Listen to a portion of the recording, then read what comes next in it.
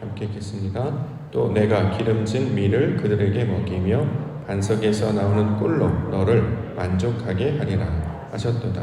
아멘. 시편 81편 8절부터 16절까지 본문입니다. 너희 중에 다른 신을 두지 말며 절하지 말라. 너희 중에 다른 신을 두지 말며 절하지 말라 라고 하는 말씀의 제목입니다.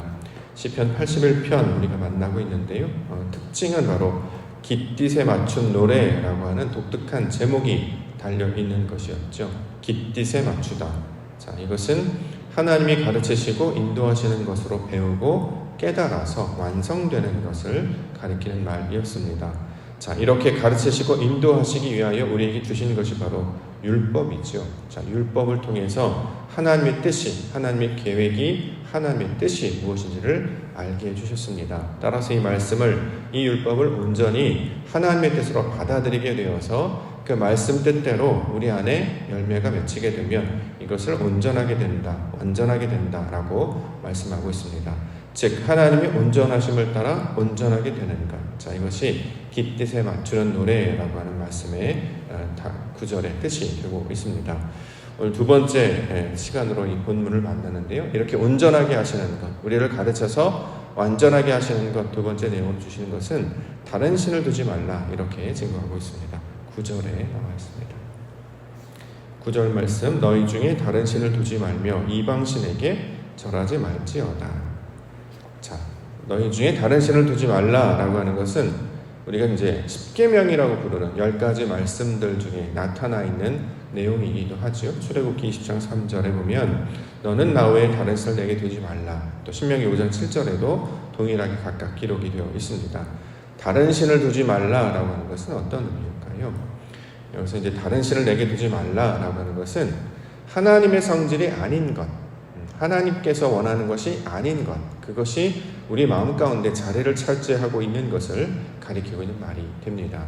우리 하나님은 영이시죠. 그렇기 때문에 우리 안에는 영의 역사만이 나타나야 됩니다.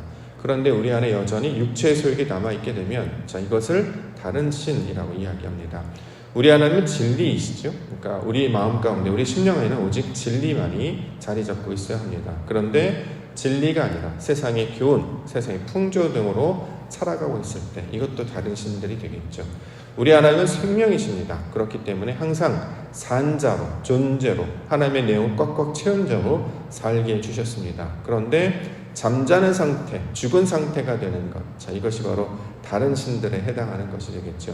따라서 하나님께서는 우리 안에 하나님의 속성, 하나님의 성분, 즉 영과 진리로 생명과 평안 등으로 살아가게 할 것을 가르치고 있는 말씀입니다.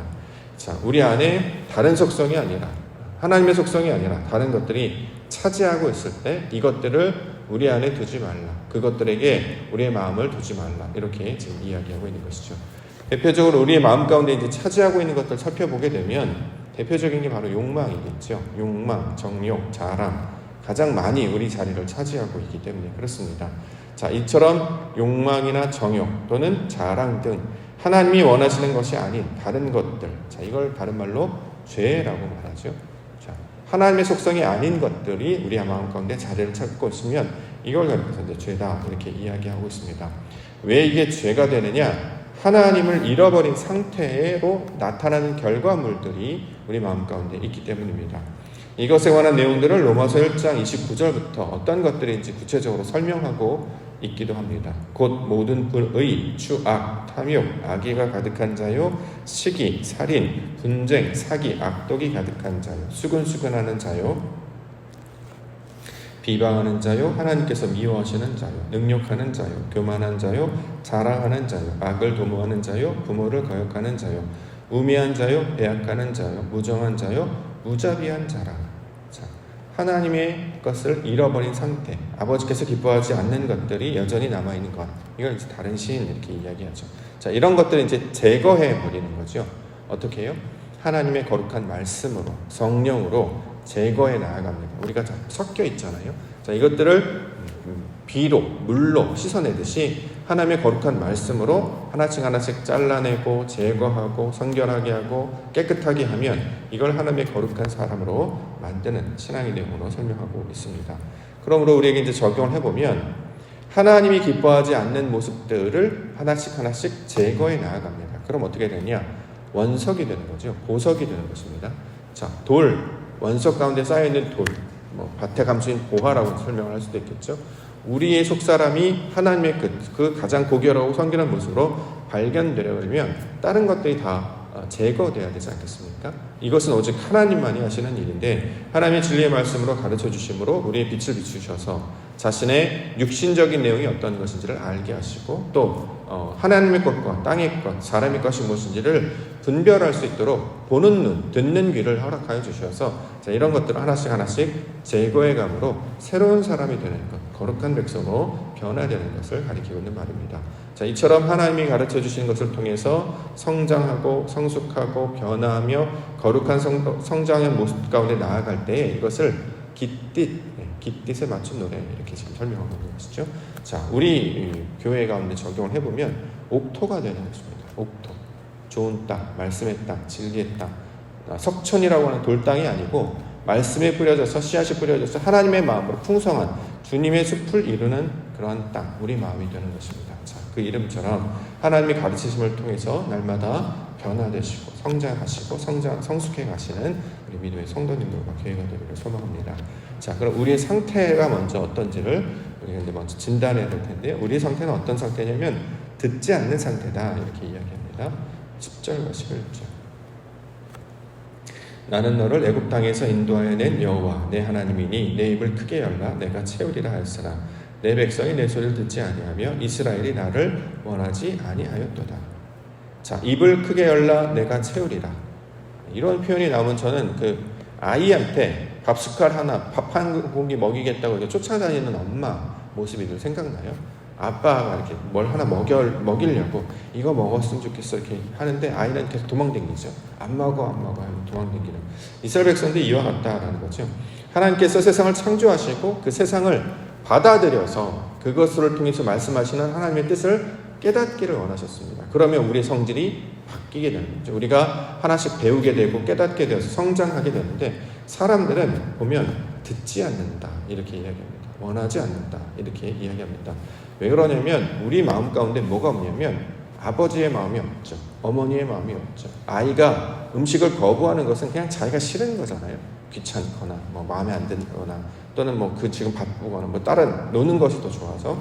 근데 이 양식을 먹이려고 하는 시도는 무엇이냐면 그래야 에너지가 공급이 되고 이것을 통해 먹어야 아이가 성장하고 자라기 때문 아니겠습니까? 그런데 아이가 그것을 듣지 않는 것처럼 신앙이 미숙한 상태, 어린아이의 상태에 있는 때는 그걸 하나님의 양식, 하늘의 양식으로 받지 않고 자신의 습관처럼 여기기 때문에 이것을 거부하며 살아갑니다. 따라서 하나님의 뜻이 우리 마음에 없으면 어떤 것만 주장하면 자기의 욕망만을 주장하는 상태가 되는 거죠. 습관만 남아있는 상태가 되는 것입니다. 자, 그러면 하나님의 말씀을 통해서 공급하려고 해도 받아들이지 않기 때문에 아이가 자라지 않습니다. 자, 이와 같은 상태에 있는 것들을 바꾸시는 거죠. 말씀을 듣게 하시고 깨달아 알게 하시고, 그러면 우리 마음 가운데 하나님의 뜻을 아는 것이 점점 자라가기 때문에 더욱 하나님의 나라를 갈망하게 됩니다. 따라서 있는 자는 더욱 갖게 될 것이고 없는 자는 그 있는 것마저도 빼앗기게 된다라는 말씀과 똑같습니다. 우리가 이제 예배를 드리고 말씀을 듣고 신앙생활을 해 나아가는 이것이 이제 제대로 가고 있는가를 우리가 살펴볼 때가 있잖아요. 우리가 이제 신앙생활 잘하고 있는지, 우리가 예배하는 상황, 또 신앙에 어떤 문제가 없는지 이걸 우리가 틈마다 이렇게 점검하거나 이제 측정해야 되는데, 그 증거를 어떻게 이해할 수 있냐면 예배로 자꾸 나아가려는 마음이 있는가, 아니면 내 뜻대로 하고 싶은 욕망이 있는가, 이걸 이제 구별을 하면 이제 알 수 있습니다. 우리의 일상은 늘 선택의 싸움이잖아요. 하나님의 것을 선택할 것인지 내 습관이나 욕망대로 할 것인지. 자, 하나님의 것을 선택하려면 매우 힘들죠. 몸이 막 거부 반응을 일으킵니다. 피곤하다라고 육신이 자꾸 얘기하죠. 넌 그러면 안 돼. 난 지금 힘들어. 난 아파. 난 그럴 상황이 아니야. 이게 육신이 계속 그걸 이제 우리 가운데 그걸 요청을 해납니다. 마치 애굽의 목소리처럼 자꾸 애굽으로 돌아가려고 하는 성질이 있습니다. 그런데 이제 마음 가운데 그럼에도 불구하고 하나님이 기뻐하시는 뜻을 향해 나아가야 돼. 이 마음과 이제 둘이 이제 싸우게 되는 것이죠. 자, 점점 하나님의 뜻을 찾아가는 자가 되는 것을 성경에서는 뭐라고 이야기하느냐? 복 있는 자다, 이렇게 얘기합니다. 자, 말씀을 듣지 않고 순종하지 않는 것은 왜 그러냐? 한마디로 복이 없기 때문이고, 반대로 말씀을 듣는 것을 사모하고 예배로 나아가는 것을 원하는 자가 되는 것은 복 있는 자가 되었기 때문입니다. 실제로 시편 1편에서 복 있는 자는 이라고 이야기하면서 그 특징이 여호와의 율법을 주야로 묵상한다 이렇게 얘기해서요. 말씀을 묵상한다. 하나님의 뜻을 찾고자 한다라는 거죠. 왜 그러느냐? 자, 깨어있기 때문에 그렇다라는 것입니다. 마태복음 13장 15절부터는 이렇게 기록이 되어 있습니다. 이 백성들의 마음이 완악하여져서 그 귀는 듣기에 둔하고 눈은 감았으니 이는 눈으로 보고 귀로 듣고 마음으로 깨달아 돌이켜 내게 고침을 받을까 두려워하리라. 그러나 너희 눈은 봄으로 너희 귀는 들음으로 복이 있도다. 예수님이 뭐라고 말씀하시냐면 보는 자가, 듣는 자가 복이 있다라는 거예요. 우리가 듣기 싫어해요. 보기 싫어합니다. 반대로 이거 복이 없는 거죠. 성경에서 말하는 복은 말씀과 관련이 되어 있습니다. 우리에게 어떤 필요를 채우는 게 복이 아니고, 세상 사람들은 이걸 이용해서 내가 잘 되는 것, 물질을 채우거나 뭐 오래 살거나 건강하거나 뭐 오복이다 팔복이다 뭐 이런 이야기를 하는데, 성경에서 말하는 복은 말씀을 사모하는 자가 된다라는 거죠. 예수 그리스도의 모습을 닮아가는 자, 보이지 않는 것들을 사모하는 자가 되는 것을 복이 있다라고 이야기합니다. 왜 그러냐면 자꾸 뭔가를 보게 됐어요. 깨달아 알게 되기 때문이죠. 말씀의 의미를 깊이와 그 가치를 깨닫게 되면 점점 그 매력에 이제 빠지게 되는 거 아니겠습니까? 제가 2주 전에 이제 우리 클라이반 콩쿠르에서 그 입상했던 임윤찬이라는 그 젊은 18살 청년이 1등했던 소식을 한번 전한 적이 있는데, 그 피아노 굉장히 잘 치는, 앞으로 이제 기대가 되는 유망주입니다. 제가 그 소식을 듣고 한 2주 동안 클래식이라는 걸 제가 계속 듣고 있어요. 클래식 저도 이렇게 익숙하지 않기 때문에 잘 못 듣거든요. 근데 1등 했다고 하니, 또 어린 친구가 이렇게 잘했다고 하니 도대체 왜 상을 받은 것이며 어떻게 상을 받은 것인가 궁금해서 이제 시간 날 때마다 조금씩 이제 음악을 듣기 시작했는데요. 그러다 보니까 클래식을 예전에 비해서 되게 오랜 시간 듣고 있는 제 자신을 발견했습니다. 클래식 그러면 3분 이상 못 듣거든요. 가요도 3분 이상 못 듣는 것처럼 클래식도 오래 못 듣는데, 이 친구의 이 연주하는 거 가만히 이렇게 동영상으로 보거나 음악을 듣고 있으면 꽤 오랜 시간 이렇게 보고 듣는 것을 이렇게 알게 돼요. 이거 조금 익숙해지니까 다른 것도 한번 찾아서 들어보게 되기도 하고, 그러면서 와, 이런 거구나 이제 조금씩 알게 되더라고요. 저는 잘은 모릅니다. 그런데 조금만 알아도 조금 더 마음이 가고 더 알고 싶다 이런 마음이 든다는 거죠. 신앙도 똑같은 건 아니겠습니까? 하나님을 깨닫고 알게 되면, 말씀의 그 의미와 가치와 깊이를 알게 되면, 와, 신기하네, 이런 것이었구나라는 것을 알게 되면 더 갈망하고 더 찾고 더 매료되어서 그것을 이제 구하게 되지 않겠습니까? 자, 그런데 우리 가운데 신앙생활에 그런 것이 나타나지 않는다고 한다면 우리가 이제 점검해 보아야 한다는 거죠. 근데 놀랍게도 오늘 말씀을 통해서 우리의 상태가 이런 상태라는 거예요. 애국과 같은 상태인데 이걸 변화시키시는 분이 하나님이시다. 그렇게 하나님께서 말씀을 통해서 우리에게 가르쳐 주실 것이다. 그렇게 이야기합니다. 자, 12절 볼게요. 그러므로 내가 그의 마음을 완악한 대로 버려두어 그의 의미대로 행하게 하였다. 자, 복 없는 자 뭐냐면 그냥 내버려 둔 자라고 이야기하죠. 하고 싶은 대로 내두는 것. 자, 이것을 복 없는 것으로 이야기합니다. 우리 하나님은 우리를 그냥 내버려 두지 않으시죠. 항상 와서 귀찮게 하잖아요. 하나님께서 우리 부모님들이 계속 전화해서 어디 있니? 밥은 먹었니? 뭐 어디로 가야 된다. 어렸을 때 그런 경험들 해보시는 것처럼 하나님은 마치 부모님과 같이 맨날 와서 점검했는지 잘 자고 있는지 확인하고, 얼굴에 뭘 묻었는지, 밥은 먹었는지, 뭐 불편함은 없는지 계속 목자가 양을 돌보듯이 계속 돌보시는 거예요. 그래서 성령으로 항상 우리에게 말씀하십니다. 계속 우리에게 가르쳐 주시거든요. 근데 그걸 이제 깨닫지 못하다가 깨달으면 이게 바로 은혜구나, 이게 이제 사랑이구나, 이런 걸 알게 되는 거죠. 그래서 아브라함을 이제 보내시기도 하고, 모세를 보내시기도 하고, 제자들을 부르시기도 하고, 자, 이런 식으로 계속 무엇인가 우리에게 말씀하심으로 우리를 하나님의 뜻을 아는 지경까지 나아가게 해주셨습니다. 잠자는 상태에서 깨어나게 하시고 하나님의 말씀을 듣게 하옵소서. 욕망 가운데 사로잡혀서 바벨론이나 아수르를 우리가 향하는 것이 아니라 하나님의 말씀, 하나님을 더욱 갈망하는 자 되게 하여 주시옵소서. 이렇게 우리가 소망하며 기도 가운데 나아가기를 원합니다. 마지막으로는 주의 도를 따르게 하신다. 마지막 설명합니다. 13절부터 내 백성아 내 말을 들으라. 이스라엘아 내 도를 따르라. 그리하면 내가 속히 그들의 원수를 누르고 내 손을 돌려 그들의 대적들을 치리니 여호와를 미워하는 자는 그에게 복종하는 체할지라도 그들의 시대는 영원히 계속되리라. 또 내가 기름진 밀을 그들에게 먹이며 반석에서 나오는 꿀로 너를 만족하게 하리라 하셨다. 자, 도를 따르게 하신다라는 거죠. 하나님의 길, 하나님의 방법들을 따르게 하신다라고 이야기합니다. 자, 그러면 어떻게 되느냐? 우리 16절에 반석에서 나오는 꿀로 만족하게 하는 것. 우리는 이제 이전에는 내가 원하는 것 이제 찾아갔죠. 근데 하나님은 뭐라고 하느냐? 반석에서 나오는 꿀. 반석은 그리스도를 가리키는 말이다라고 이제 성경에서 이야기합니다. 예수 그리스도께서 가르쳐 주신 말씀을 통해서 그 말씀 가운데 나타나는 그 진리를 알게 되면 이것이 우리에게 생명의 양식이 되고 하나님의 말씀을 받는 내용이 된다라는 거죠. 예수님께서도 요한복음 6장 63절에 살리는 것은 영이니 유익은 무익하니라. 내가 너에게 이른 말이 영이요 생명이라. 자, 내가 너에게 이른 말이 레마라는 말로 가르쳐 주셨는데 영이라는 거예요. 생명이라는 거예요. 자, 이걸 받아야 우리가 먹고 산다. 산 자, 깨어난 자가 된다라는 거죠.